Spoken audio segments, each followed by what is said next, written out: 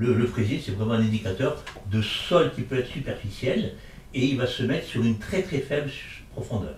Et vous pouvez très bien développer une fraisiculture de surface en ayant une très bonne accumulation de bonnes terres mélangées avec une très très bonne matière organique. L'objectif de cette formation est de permettre à des agriculteurs déjà installés ou à des débutants de mieux connaître la complexité de la gestion d'un sol.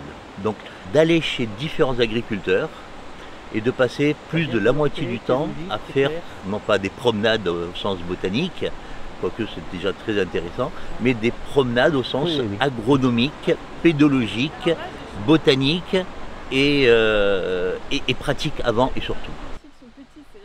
Le soleil. Il se lève là et il se couche là. Voilà. C'est une très belle matinée et puis après l'après-midi elle est un peu plus tranquille. En hiver à 14h il n'y a plus de soleil, par contre en été c'est plein soleil tout le temps. Voilà. La connaissance d'un sol va passer d'abord et surtout par la compréhension du sol dans son paysage, avec les influences aussi bien paysagères, climatiques, géologiques, à quelle altitude, avec quel climat, avec quelle origine.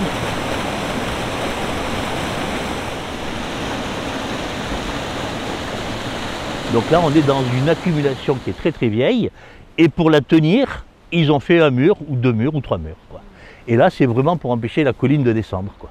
Et puis de gagner un tout petit peu de terre, et puis surtout de créer un lieu en hauteur où faire passer le béal, pour l'avoir à 2 mètres, 4 mètres, 6 mètres, pour pouvoir arroser plus loin.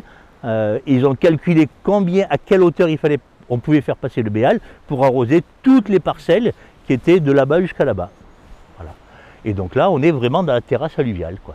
Donc là, ce sont des terres qui ont été un petit peu créées sur place, mais principalement qui ont été déposées par la rivière il y a 50 ans, 100 ans, 200 ans, 500 ans, etc. Ou 600 ou 800 ans.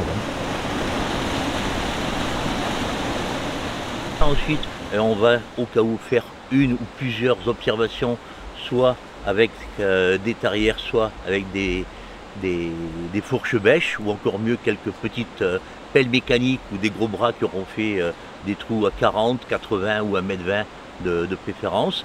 On regarde les horizons, on regarde la couleur, on regarde les odeurs, on regarde la texture, on regarde la structure, on regarde l'activité biologique, on regarde les vers de terre, on regarde tout ce qui est associé dans le fonctionnement d'un bon sol en milieu agronomique et vivant. Tu vas tout doucement appuyer avec la même force. Donc vous avez vu quand même, il y a la terre qui tire et qui tombe. Ça aussi, c'est pas rien, quoi. Elle ne fait pas un trou lisse, comme dans du beurre. Là, ouais. Ah bon, c'est même plus facile là que... Et là, tu me ramasses un petit bout.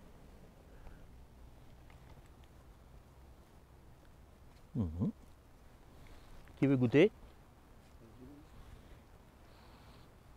Donc là, on est en mica blanc, on est en muscovite, donc on est en granit et en schiste d'un peu plus haut. Et c'est de très bons indicateurs d'une belle richesse au sens éléments minéraux complémentaires. C'est excellent.